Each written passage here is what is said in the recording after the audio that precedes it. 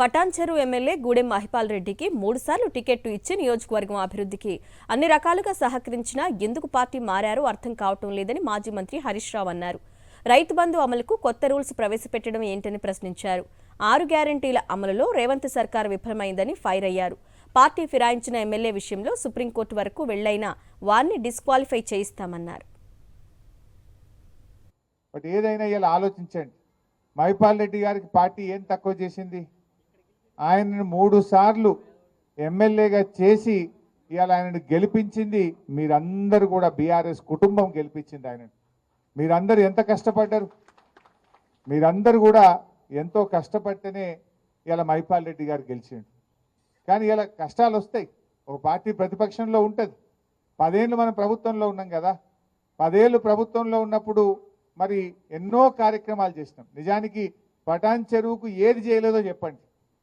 ఏది అడిగితే అది పటాన్ చెరువుకు అడగడమే తడువుగా జీవోలు తెచ్చిచ్చినాం. పటాన్ చెరువుకు గూడెం పోయినంత మాత్రాన్ని ఎవరు గుండె ధైర్యం కోల్పోవాల్సిన అవసరం లేదు. బీఆర్ఎస్ పార్టీ మీకు అండగా మేమందరం కూడా మిమ్మల్ని కాపాడుకుంటాం. రేపు రాబోయే అసెంబ్లీ సమావేశాల్లో కూడా బ్రహ్మాండంగా గట్టిగా మేము పోరాటం చేస్తాం. ఎమ్మెల్యేలు ఎవరైతే పార్టీ మారినరో దీని మీద సుప్రీంకోర్టుకు కూడా పోతున్నాం. త్వరలోనే సుప్రీంకోర్టుకి వెళ్ళి ఆర్డర్ తెస్తాం. మళ్ళీ ఈ రాష్ట్రంలో బై ఎలక్షన్లు వస్తాయి. తప్పకుండా పార్టీ మారిన నియోజకవర్గాల్లో ఉప ఎన్నిక వస్తుంది. దానికి మనం అందరం కూడా తయారు కావాల్సిందే.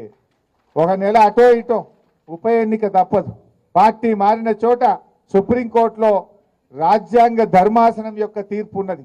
3 నెలల్లోగా స్పీకర్ నిర్ణయం తీసుకోవాలని. ఇప్పటికే మనం హైకోర్టులో కేసు వేసినాం. త్వరలోనే సుప్రీంకోర్టుకు పోతా ఉన్నాం. సుప్రీంకోర్టు నుంచి ఆర్డర్ తెస్తాం.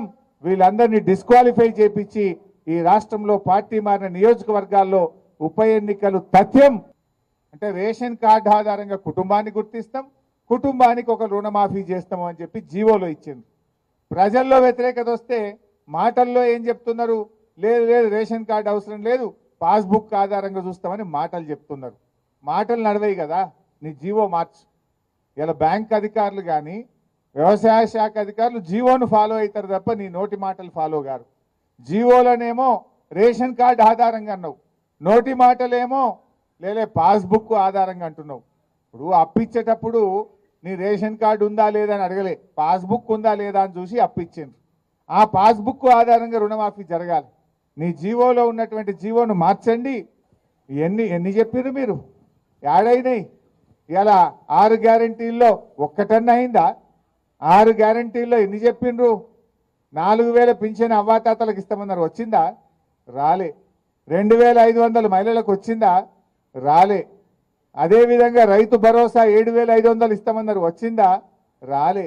పేదలకు 5 లక్షలు ఇచ్చి ఇండ్లు ఇస్తాం ప్రతి ఒక్కరికన్నారు, వచ్చిందా? ఒక్కరికన్నా ఇండ్లు రాలే. విద్యార్థులకు 5 లక్షల భరోసా కార్డు అన్నారు, వచ్చిందా? ఆడపిల్లలకు స్కూటీలు అన్నారు, వచ్చిందా? తులం బంగారం వచ్చిందా? ఏది రాలే. రేపు ఎన్ని రోజులు నడుపుతారు?